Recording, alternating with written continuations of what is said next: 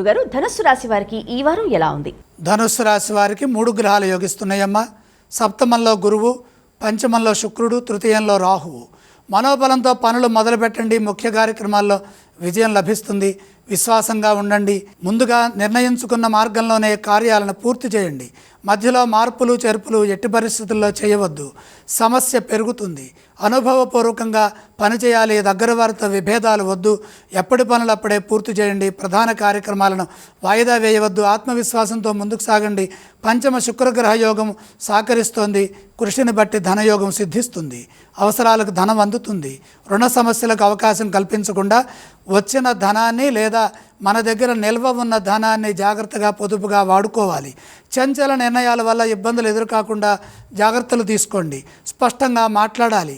సాంకేతిక లోపం ఏర్పడకుండా చూసుకోవాలి. అవగాహన సామర్థ్యంతో మీ కర్తవ్యాలను మీరు పూర్తి చేస్తే ఎటువంటి ఇబ్బందులు ఏర్పడవు. నిరంతర సాధన విజయానికి సంకేతం. మీ ధైర్యం మిమ్మల్ని ముందుకు నడిపిస్తుంది. సహనంతో వ్యవహరించండి. శాంతంగా మాట్లాడండి. వ్యాపారంలో కూడా శ్రద్ధ పెంచండి. వారాంతంలో శుభం జరుగుతుంది. ధనుస్సు రాశి వారు ఏ స్తోత్రాలను పఠించాలంటారు?